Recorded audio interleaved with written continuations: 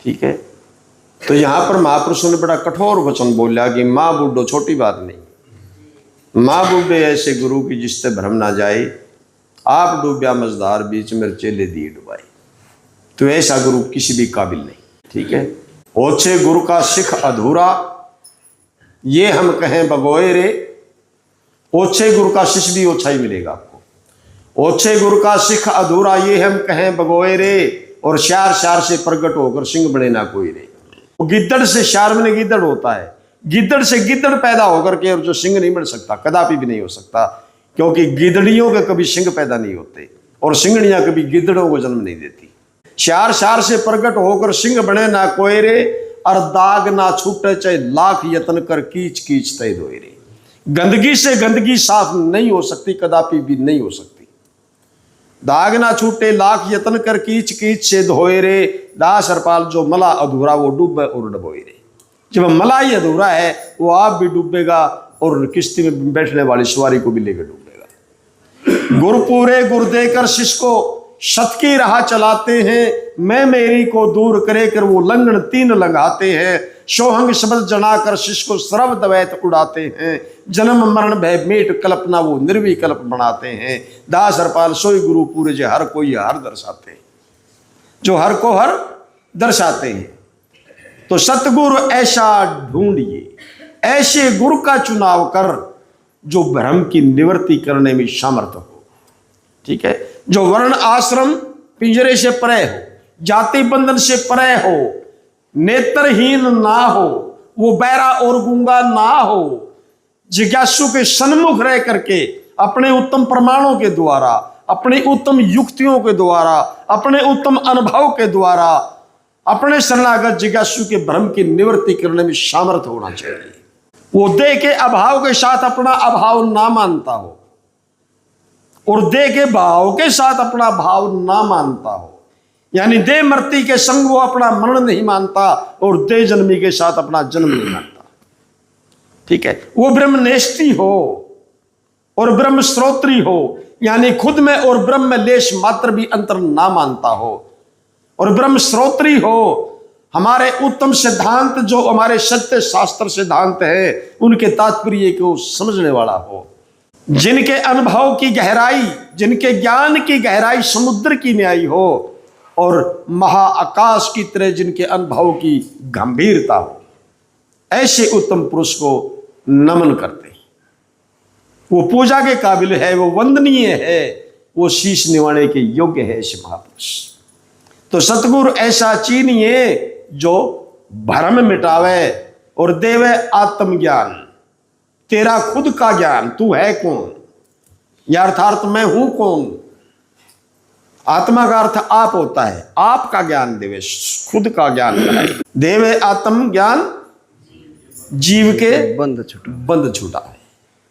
चारों ही बंधन जीव के वश्यो रस्यो ग्रस्यो कश्यो, और कश्यो के अंदर तीनों इलाज, लोक लाज, कुल लाज, वेद लाज, जगत वासना, देह वासना, शास्त्र वासना फना कर डाले सभी को और इसको आजादी दे इस जीव को। क्योंकि वो आजाद होने के लिए गुरु के पास गया था, बंधने के लिए नहीं गया था, बंधा तो पहले ही पड़ा था।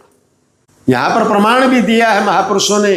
सदगुरु गुलाब देव जी महापुरुष कहते हैं, गुरु ज्ञान जड़ा जानिए जो दिल दा भरम मिटा देवे, पहले देवे विवेक फिर शुद्ध विवेक लखा देवे, विवेक वाली इसकी देखो लखियां आपे में आपको दिखा देवे।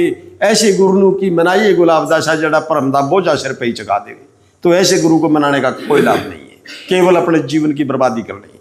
तो इसलिए उत्तम महापुरुष की उसका चुनाव कर। तो भेद है 5-25, 25 की 25 प्रकृतियां को जो है फना करे और पांचों के पांचों विषयों को भी उड़ाए, पांचों तत्वों का छेदन कर दे, तत्व का भेदी हो, तत्वदर्शी हो। भेद है 5-25, पांचों तत्व और 25 की 25 प्रकृति। भेद है 5-5-25 विषयों से शब्द सप्रस रूप रस और गंध का विनाश करे, इनसे भी इसको पार काटे। भेद है 5-25 विषयों को दूर भगावे, मूड फोड़ नागण का जो इसने दिन रात सतावे, तृष्णा रूपी नागण का मूड फोड़ करके रख दे। ऐसा श्रेष्ठ पुरुष चाहिए जो सहज इस जीव को भाव से पार करा सकता है, कर सकता है। फिर 10 के अलावा बंद, 10 की 10 इंद्रियों को नाथ दे, बंद लगा दे इनके, यानी दसों की दसों इंद्रियों को इनके विषयों से मोड़ करके इनके अधिष्ठान के अंदर जो है इनको लीन कर दे। ठीक है, 10 के अलावा बंद, 4 से भी पार लगावे, मन चित्त बुद्धि और अहंकार चारों के चारों अंतस्करण की तोड़ता हुआ उपाधि को, क्योंकि आपको जन्म मरण भासता है इन्हीं 4 इसी अंतस्करण के कारण, आपको अपना और पराये के भाव प्रकट होते हैं इसी अंतस्करण के कारण, तुम्हें दुख और सुख महसूस होता है वो भी इसी अंतस्करण के कारण। सारी दुविधा की जड़ ये अंतस्करण ही बना गया है, इसकी उपाधि तोड़ करके इसको बाहर काटे जीव को। ठीक है, तो 10 के अलावा बंद, 4 से पार लंघावे और करे तत्व व्यवहार, देवता इसको 14 दिखावे। ठीक है, नासिका के द्वारा जैसे गंध और सुगंध को लेना ये व्यवहार, यहां पर बड़ा उत्तम प्रमाण दिया महापुरुषों ने। खैर मैं इसका खुलासा करूंगा तो टाइम काफी लग जाएगा कि दाल 10 खा कौन व्यवहार कर दाई, कि अगर है पूर्ण महापुरुष के शरण के अंदर तो तू मुझे बता, संत प्रश्न करता है। दाल 10 का कौन व्यवहार कर दाई, रे पीछे इंद्रियां दे कौन बसदाई, ये नेत्रे वेखे कौन, कौन है नेत्रों के द्वारा देखने वाला व्यवहार कौन कर रहा है, नेत्रे वेखे कौन, ते कन्नी कौन सुनदाई, इन कानों के द्वारा सुनने वाला कौन है यू, शीत उष्ण कौन परखदाई, ये ठंडी और गर्मी कौन महसूस कर रहा है, हाथों फड़दा ते पैरों कौन नसदाई, यू हाथों से पकड़ने वाला कौन है और यू पैरों से चलने वाला है कौन, हाथों फड़दा ते पैरों कौन नसदाई, और सुगंधी लेवदा कौन गुलाबदासा, ये नाक के द्वारा सुगंधी लेवने वाला कौन है, और ये हा हा हा हा ये मुंह खिड़खिड़ा के कौन हंसदाई, कौन है ये हंसने वाला। ठीक है, तो ये व्यवहार किसका हो रहा है इसके अंदर, इसकी वाकिफ कराए, करे तत्व व्यवहार देव 14 दर्शावे। ठीक है, नासिका का देवता अश्विनी कुमार इसको जनाए, गुदा का देवा मृतिका धर्मराज इसको जनाए, और वो देवता जो व्यवहार करते दिखावे, ये देवता नहीं जो पत्थर बने जगह जगह खड़े कर रखे, कार व्यवहार करते हुए देवता। ठीक है, रचना के देवता इसको वरुण जियों के दर्शन कराए और उसको व्यवहार दिखाए। लिंग का देवता ब्रह्मा जी प्रजापति जी, उसके इसको दर्शन कराए। नेत्रों का देवता सूर्य, चरणों का देवता उपेंद्र, हाथों का देवता इंद्र, और त्वचा का देवता पवन देव, रचना का देवता वरुण जी के इसको दर्शन कराए, और दृगपाल जी कानों का देवता इसको दिखाए। मन का देवता चंद्रमा के दर्शन कराए इसको, चंद्रमा की सत्ता के बगैर मन कार्य ही नहीं कर सकता, चंद्रमा अपनी सत्ता देता है तब जो है मन कार्य करता, नहीं तो नहीं कर सकता, इसलिए मन का देवता चंद्रमा है।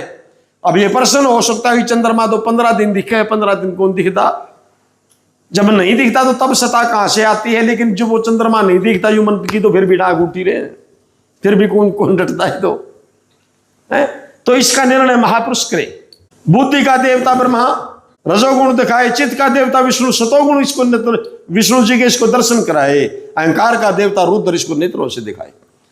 ये 14 के 14 करे तत्व व्यवहार ये देव 14 दर्शावे, यानी कहने का भावार्थ देवताओं को पूजने वालों में आपसे पूछना चाहता हूं, आपकी नासिका के ऊपर अश्विनी कुमार जी विराजमान है, तुम्हारी रचना के ऊपर वरुण देव जी बैठे हैं, तुम्हारे नेत्रों के ऊपर सूर्य देव जी विराजमान है, तुम्हारे चरणों के ऊपर जो है उपेंद्र जी का वास है, तुम्हारे मूल कवल के ऊपर धर्मराज जी विराजमान है, तुम्हारी पेडू के ऊपर जो है वो लक्ष्मी जी विराजमान है, तुम्हारी नाभि के ऊपर विष्णु जी विराजमान है, तुम्हारे नील कवल के ऊपर जो प्रजापति जी विराजमान है, तुम्हारे कानों के ऊपर जो है वो दृगपाल जी विराजमान है, और तुम्हारी त्वचा के ऊपर वरुण देव जी विराजमान है। अरे इतनी देवता, तुम्हारी नगरी का पहरा देने वाले तुम्हारे में भूत पड़ते हैं, तुम्हें ओपरी सताती है, डूब के मर जाओ कहीं पानी मिलता है तो। इतने देवता तुम्हारी नगरी, इस हर रूपी नगरी के अंदर इतने देवता पहरेवान है, इतने देवता जो इस नगरी के अंदर बैठे,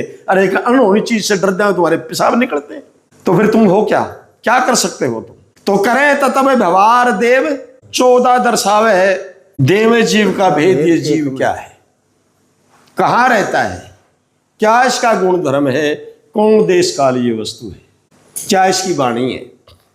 ठीक है, अरे इसे एक ही शरीर के अंदर इसको 3 दिखावे, जागृत के अंदर विश्व जीव दिखाए, सौपने के अंदर इसको तेजस जीव दिखाए, और शशोपति का इसको प्राग जीव दिखाए। ठीक है, देवे जीव का भेद एक में तीन दिखावे, तीन अवस्था जागरण सुपन शकोपति, तीनों इसके देश नेत्र कंठ और हरदर, तीनों में रवे यू फिरदा, और काल जागृत काल और सौपन काल और शकोपत काल। देश काल संग माया पावे, और यू जो मैंने प्रपंच गिराया है सारा का सारा माया का है, क्योंकि जागृत के अंदर सतोगुणी माया काम करती है, सपने के अंदर रजोगुणी माया काम कर रही है, और जिसको तुम शकोपति अवस्था कहते हो ये पूर्ण स्वरूप जो है अविद्या का ही है। भेद है फिर पांचों कोष, पांच आवरण तुम्हारे स्वरूप के ऊपर चढ़े हुए हैं। यानी जैसे तलवार का घर म्यान होता, म्यान में जब तलवार फिट हो जाती ना, वह आवरी गई तलवार, तो म्यान में गली हुई तलवार युद्ध नहीं जीत सकती। बंदेवान है वो तलवार, जब म्यान से बाहर निकल जाएगी तो फिर घमसान उठा करके रख देती है। जिस दिन इन पांचों कोष रूपी इस म्यान से जीव बाहर आ जाएगा, अन्नमय कोष, मन प्राणमय कोष, मनोमय कोष, विज्ञानमय कोष और आनंदमय कोष। ठीक है, इन पांच कोष से जिस दिन यू बाहर आ गया, उस दिन घमसान गाल करके रख देगा, फिर ये बंदेवान है ही नहीं किसी का। ठीक है, तो इन पांच कोष से इसको पार कर, ये पांचों ही कोष विदेही, देह से परे। जैसे राजा जनक देह होते हुए विधेय कहलाया, बिना देही का कहलाया। ठीक है, इसी प्रकार इस देह मनोद से बाहर इसको जीव निकाले, और यू बिना देही का इसने बना दे, क्योंकि सारे दुख जन्म मरण इस देह करके ही तो बास हो रहे हैं ना। इस देह से इसको जब विधेय बना देगा तो फिर इन सबसे पीछा छूट जाएगा। पांच कोशीय अन आत्मा संबुद्धि गाते, बुद्ध परे परमात्मा, वो बुद्ध से भी परे है। जात अजाते, अगर उत्तम महापुरुष का संग हुआ तो उसको जाना जा सकता है, अगर उत्तम महापुरुष की संगत नहीं मिले तो उसको नहीं जाना जा सकता। इसलिए वो जात भी है, अजात भी है। जात अजाते देही के अभिमान से रे संत निकाले पार, और फिर इसको आगे स्थित करते हैं दसों तरफ निराधार। ये किसी का आधार नहीं, बल्कि ये खुद ही सर्व का आधार है। इतने पांचों कोष विदेही तने बनावे, और काट कर्म की फास वो तुरिया रूप जनावे। कहे सतगुरु शेर सिंह देव, जन्म तो फिर वोट नहीं आवे, दस कथे वो आत्म राम मिलावे। यानी तेरे आत्म स्वरूप से तेरे को वाकिफ करा दे, तेरे आत्म स्वरूप को तेरे से मिला दे, तेरे आत्म राम से तने तद्रूप कर दे, अनुसूत कर दे, तो ये फैसला न्यू होगा। और इसके बगैर यो भ्रम टूटेगा नहीं। ना रब वेद पुराण ही मिलिया, ना मिलिया तीर्थ नहाए रे, जब तक संयम व्रत किए निज आत्म ना दर्शाए रे। सुरत शब्द का मेल कर देखा, भ्रम ना इस्ते जाए रे, त्रिकुटी आदि ध्यान बोध की ना, प्राण योग नहीं पाए रे, और उपाय ना आत्म दर्शे केते ही ज्ञान दौड़ाए रे। दास गुलाब गुरु जब पूर्ण मिलिया तो ये सगड़े भ्रम चुकाए रे। बोल सतगुरुदेव महाराज की जय।